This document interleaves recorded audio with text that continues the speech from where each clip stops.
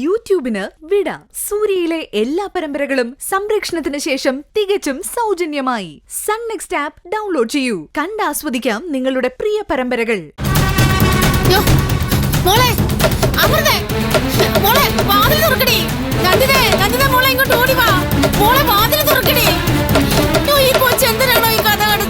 എന്താ എന്താ ഇവിടെ? മോളെ അവള് ചാവുന്നെങ്കിൽ ചാവട്ടെ, ജീവിക്കുന്നെങ്കിൽ ജീവിക്കട്ടെ. സ്വന്തം കാര്യം നോക്ക, അവൾക്ക് അറിയാന്നല്ലേ പറഞ്ഞത്.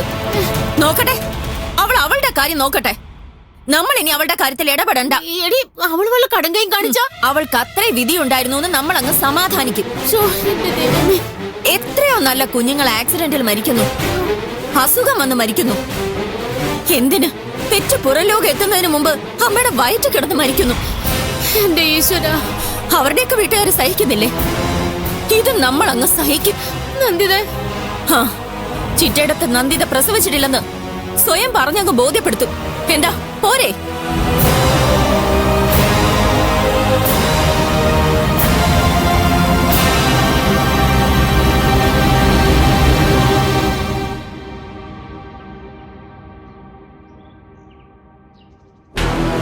ബാർഗൻ ചെയ്യാനേ ഇത് ചന്തയിൽ വിളിക്കുന്ന മീനോ പച്ചക്കറിയോ ഒന്നും അല്ല. Idea, enforcement directorate.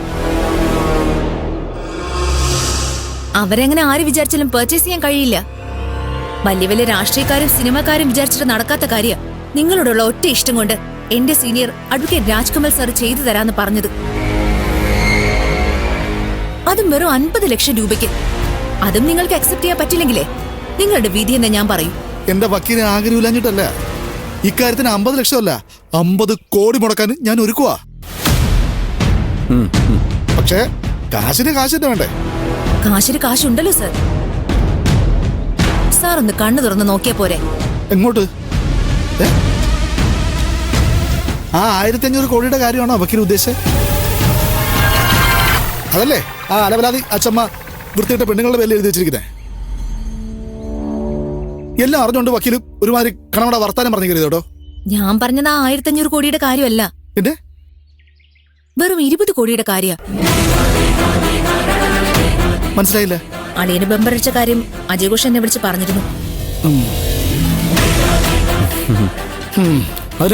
ഒരു ധാരണയിൽ പോയ സാറിനിപ്പോ 50 ലക്ഷം ഒരു തുകയാണോ? ഇത് പറയാനാണോ വക്കീല് ഇത്രയും ബുദ്ധിമുട്ടി ഇങ്ങോട്ട് വന്നേ? ഈടിയല്ല, ആ ഒരു ഉപ്പുപ്പ വന്ന് വിശ്വനാഥനെ വെറുതെയാലുവേ ആ തെന്നിയുടെ ഔദാര്യം സ്വീകരിക്കാൻ ഞാൻ അതിന് വേറെ ആളെ നോക്കണം. വക്കീലിന്റെ പാട് നോക്കി പോയേ.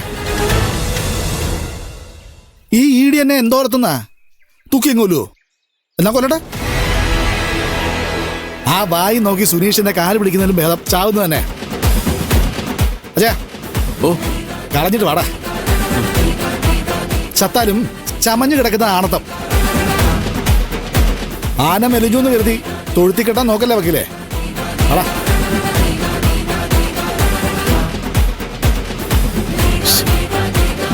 സോറി വക്കീലേ, ഏട്ടൻ ഇങ്ങനെ കടുംപിടുത്തം പിടിക്കുമെന്ന് ഞാൻ വിചാരിച്ചില്ല. അല്ല വക്കീലെ പോവാണോ? വക്കീലേക്ക് ഞാൻ പറയട്ടെ വക്കീലെ. അപ്പൊ നമ്മളാരേ?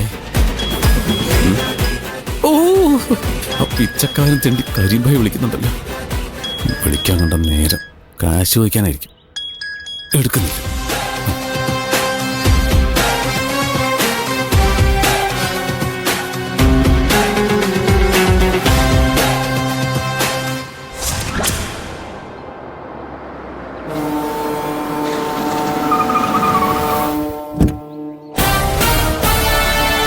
എന്ത്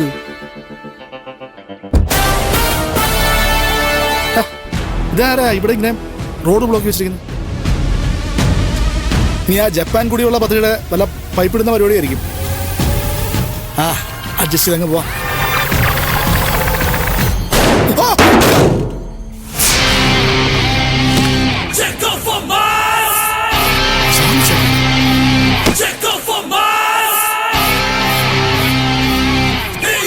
ആ കരീം ഭായ്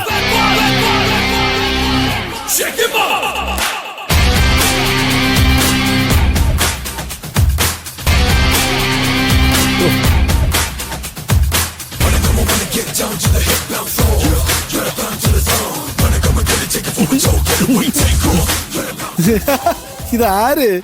കരീംബായിയോ? ഇതെന്താ ഈ വഴിക്കൊക്കെ? എന്തുണ്ട് വിശേഷം? എന്റെ വല്യമ്മാവന്റെ മോള് റസീന ഇരട്ട പറ്റു. ഛേ, പുതിയ വിശേഷം അതാ. മുതലാളിക്ക് വേറെ വല്ലതും അറിയണോ? അയ്യോ, കരീംബായുടെ ഓരോ തമാശകളെ മനുഷ്യൻ ചിരിച്ച് ചിരിച്ച് ചാവും. ചിരിച്ചാവണ്ട, തന്നെ വെടിവെച്ച് കൊല്ലാനാ ഞാൻ വന്നത്. വെച്ചോ വെച്ചോ.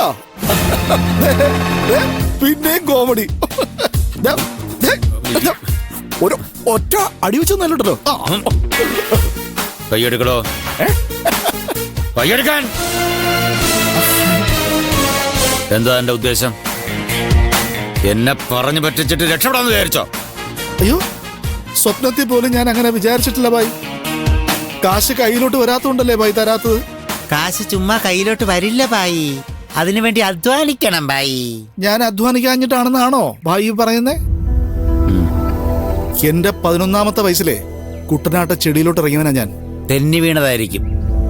അല്ല ബായി, ചെളിവാരി പൊത്തി വയലും വരമ്പ് ഒതുക്കി വിതയ്ക്കാനും വിയർക്കാനും മുണ്ടു മുറുക്കി കൊടുത്ത് പട്ടിണി മാറ്റി മുട്ടറ്റൻ ചെടിയിൽ ഇറങ്ങിയെന്ന് ഞാറ പറിച്ചും ഞാറ്റുലി പാടിയും ഒരു നേരത്തെ കഞ്ഞിക്ക് വകയുണ്ടാക്കാൻ വിശ്വനാഥൻ ഒരുപാട് അധ്വാനിച്ചിട്ടുണ്ട്. അതൊക്കെ പഴയ കഥയല്ലേ മുതലാളി? ബ്ലാക്ക് ആൻഡ് വൈറ്റ് കാലത്തത്. നിങ്ങൾ കളറിലോട്ട് വാ. ഇപ്പോ നിങ്ങൾ എന്ത് ചെയ്യുന്നു? എന്റെ കാശ് തരാൻ നിങ്ങൾ എന്തെങ്കിലും പദ്ധതി ഇട്ടിട്ടുണ്ടോ? അതിനുവേണ്ടി ഒരു ചെറു വിരലെങ്കിലും അനക്കിയോ? കൊലപാതകവും കഴിഞ്ഞ് കാശും വാങ്ങി വൈകിട്ടത്തെ വണ്ടിക്ക് ധാരാവിയിലേക്ക് തിരിച്ചു പോകാമെന്ന ഞാനാ. ഇപ്പൊ മാസം എത്രയായെന്നറിയോ? അറിയാം. ഞാൻ കൊന്ന നിങ്ങളുടെ അച്ഛമ്മയുടെ ആത്മാവ് നരകത്തിൽ പൊറുതി ഉറങ്ങിയിട്ട് നാളെത്രയായി? നിങ്ങൾക്ക് ആ ചിന്ത വല്ലതും ഉണ്ടോ? ഉണ്ട് ബായി, ഉണ്ട്. ഉണ്ടാ. ലോകത്ത് ഒരു അധോലോക രാജാവിനും എന്റെ ഗതി ഉണ്ടാവരുത്. എനിക്കിപ്പോ എന്റെ കാശ് കിട്ടണം. ഇപ്പോഴോ? ആ, ഇപ്പോ. അയ്യോ, അതിന് ഞാൻ എവിടെ പോവാനാ? ഇല്ലെങ്കിലേ ഞാൻ നേരെ പോലീസ് സ്റ്റേഷനിലേക്ക് അങ്ങ് പോവും. എന്തിന്? സത്യങ്ങൾ മുഴുവൻ തുറന്നു പറയും. മാപ്പ് സാക്ഷിയാവും. പിന്നെ എന്താ സംഭവിക്കുന്നതെന്ന് പറയണ്ടല്ലോ. താനും തന്റെ അനുജനും കൊലപാതക കേസിൽ അകത്തു പോവും. അതെങ്ങനെ ബായി? അറിയാൻ വയ്യ, അങ്ങോട്ട് ചോദിക്കുക. അച്ഛമ്മയെ വെടിവെച്ച് കൊന്നത് താനല്ലേ? അപ്പൊ പിന്നെ താൻ എങ്ങനെ മാപ്പ് സാക്ഷിയാവും? എടോ, അതിനല്ലേ വാളൂര് വക്കീലുള്ളത്. കാശ് കൊടുത്താലേ അയാൾ എന്ത് അക്രമവും ചെയ്യും. ഓ, ആ, അതിന് തന്റെ കയ്യില് കാശ് വേണ്ടേ? കാശുണ്ടാക്കാനേ ഞാൻ വേറെ കൊട്ടേഷൻ എടുക്കും. തന്നെ കൊല്ലാൻ. അയ്യോ, തന്റെ ആജന്മ ശത്രു KRKയുടെ കയ്യിൽ നിന്ന്. അയ്യോ, അത് വേണ്ട വേണ്ട വേണ്ട. എന്നെ കൊണ്ടത് ചെയ്യിക്കരുതേ. ഒന്നുമില്ലെങ്കിൽ താനൊരു പ്രൊഫഷണൽ കില്ലർ അല്ലേടോ. ആ മര്യാദ എങ്ങനെ താൻ എന്നോട് കാണിക്കേ? മറുകണ്ഠം ചാടി വെറുതെ ബോംബെ അധോലോകത്തിന് നാണക്കേട് ഉണ്ടാക്കി വെക്കരുത്. ആ നാണക്കേട് ഞാനങ്ങ് സഹിച്ചു. നാളെ ഒരു ദിവസം കൂടെ ഞാൻ ക്ഷമിക്കും.